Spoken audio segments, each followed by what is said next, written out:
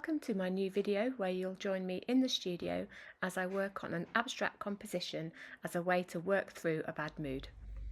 So I've just arrived at the studio and I thought you might like to see how I left my Mardi Bum piece from yesterday. Happy to report I'm in a slightly better mood today. These are 30 by 30 centimetres and I had some wadding cut. I often have squares of fabrics cut for days when I'm in a proper mood. And I've been wanting to make a series of work that kind of connects together but are also individual works in their own right. So this might get bigger and bigger. I'm not quite sure how they'll all connect, but I'll work that out. And this is the one I started stitching into. So we've got some nice sort of sashiko boro mending style whoops, and this offcut here, and then this was an offcut from a wall hanging I made a while back. So it already had an edge, a folded under edge, so it's reverse appliqué down, and then I think I'm gonna keep these raw. And if you can see, I'm not sure how well it picks up on the video, I've quilted underneath here in a sort of ecru kind of thread, get my words out, thread, and then I've quilted over this part here, and then I've started to cut away. So I believe this is called chenille, no idea really, but it's a technique that I showed in my last Fabric of Home workshop, which was popular with quite a few people. And I'm going to start using it more because it's really versatile. And what I want is for this part to sort of feel like it's crumbling away a little bit and then have the contrast between this solid area.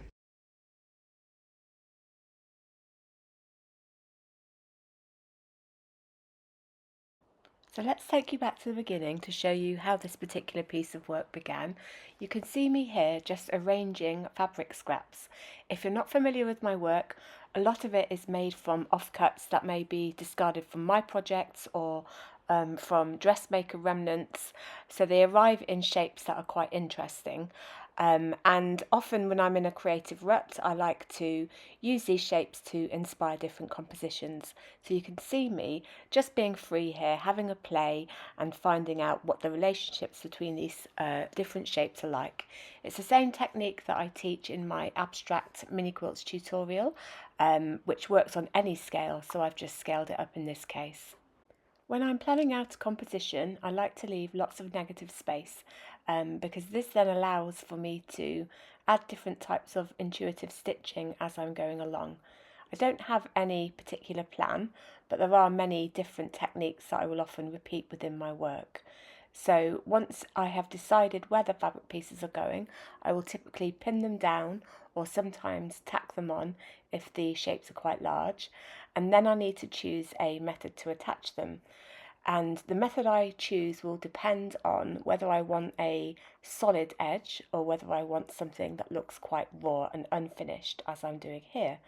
So I'm attaching this piece of fabric with raw edge applique, and I have chosen a fine weight thread and matched it with the colour of the fabric that I'm attaching to the background.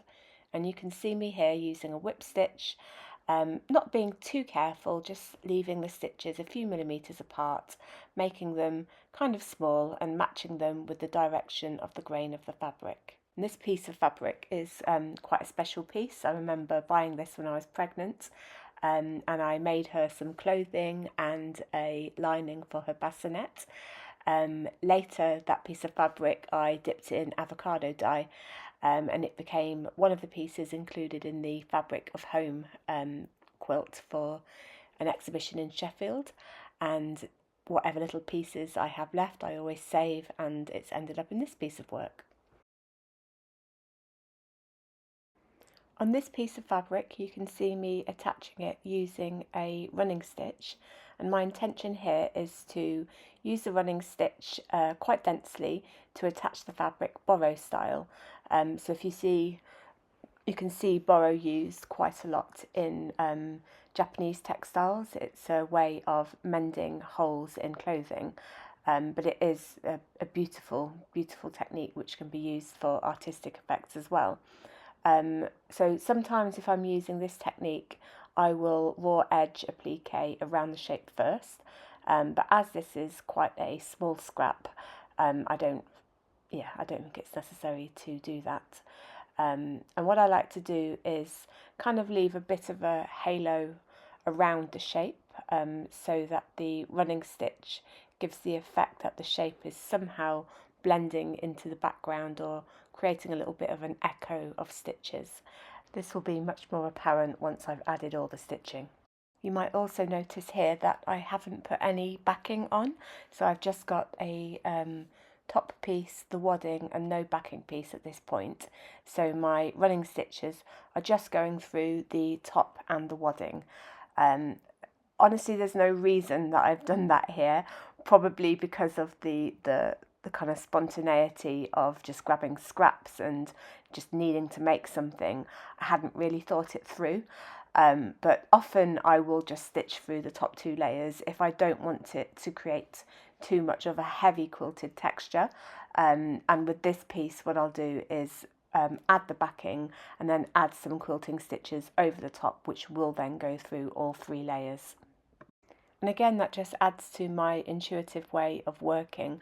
I'm not making a functional piece here.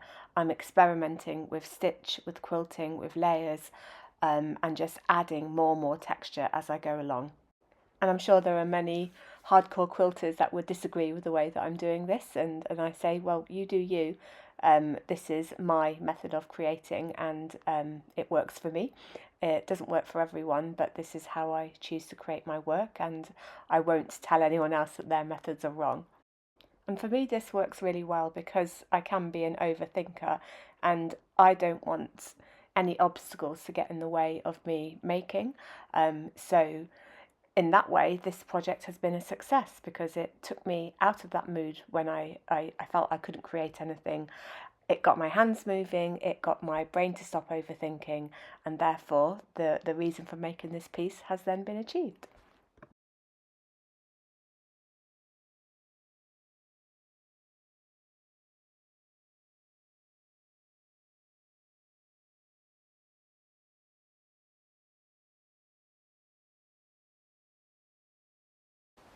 So you can see that those two scrap fabrics have now been attached.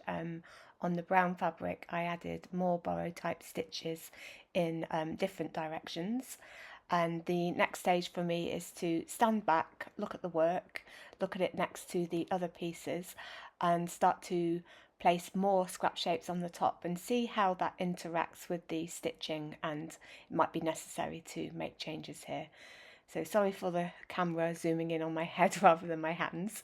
What I'm doing here now is adding stitch lines. I'm using a Frixion pen, which can be removed with heat.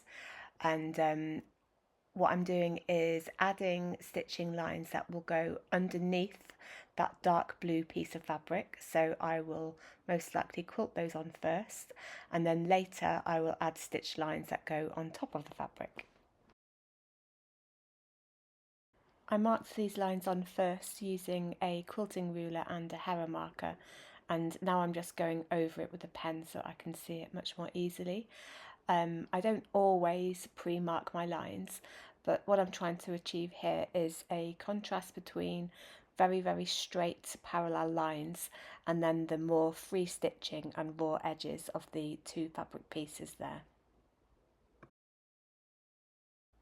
So there's a lot happening here. I'm stopping and starting and thinking, imagining what the stitches will look like, thinking about my thread choices, whether to use a thread that blends into the background or whether to choose one that contrasts. So I've jumped to the next stage. You can see I've added those stitch lines with an ecru thread, and now I'm adding this applique piece. So this particular shape was left over from a commissioned wall hanging that I did.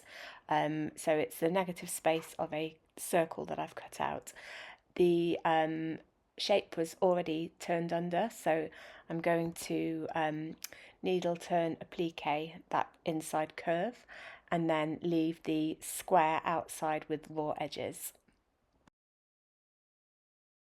I like how this dark negative shape really changes up the composition, and again I'm playing with surface, I'm playing with edges and contrasts. There's light and dark, hard and soft, positive and negative. All of that kind of plays its part in the overall composition. And again, it's something that I probably wouldn't arrive at if I'd sat and drawn and planned this out. I like to work quite intuitively with the materials in front of me and yeah, see what story unfolds as I play around with the shapes. So here I am attaching the shape on now with needle turn applique. So the raw edge has already been pressed under, leaving that nice solid circular edge. I've matched the thread with the background, so the thread matches, sorry, not the background, the applique shape, to help make my stitches invisible. So I'm taking very, very small whip stitches, quite closely spaced together. If you'd like tips with needle turn applique, then I do have about 40-minute YouTube video that's free that can help you with needle turn applique, because it's quite a tricky technique to master, but once you do, you will love the possibilities of it. It's one of my favourite things to use in my work. So now that you can see me doing this, you can see my hand quilted stitches much better.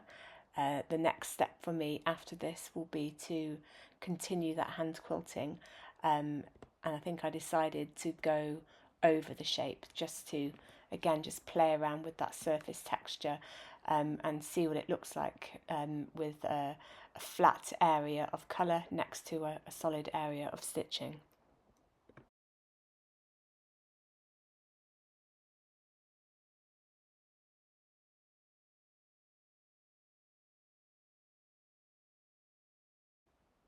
I'm adding my quilting lines as I did before. This time, because I'm stitching over a darker shape, I'm using a white pencil so that I can see those lines more clearly and to make sure that the stitching line continues evenly over the light and dark areas.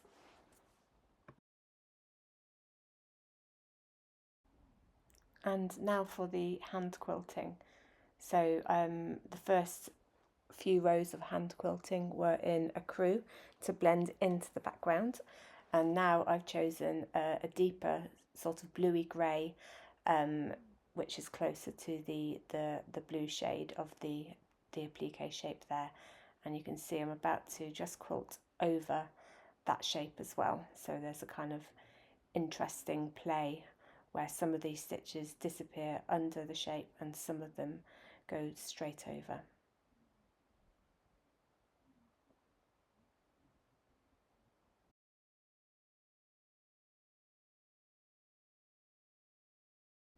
You can see as I'm quilting here, the outside edge of that applique shape is already starting to fray. So my next decision will be, how do I incorporate that fraying into the work to obviously make it stable or to make it fray even further.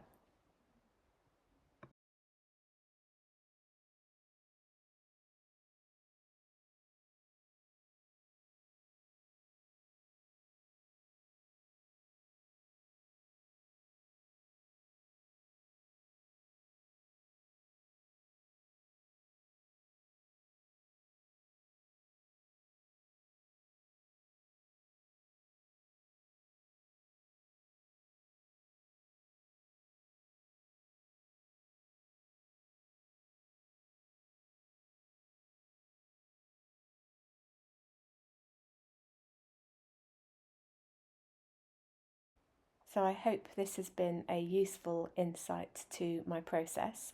If you'd like to tune in for the next part, you can see how this work develops, how I deal with that frayed edge, and what other stitch techniques I use to add even more surface texture. And as always, if you have found this useful, then please do like and subscribe.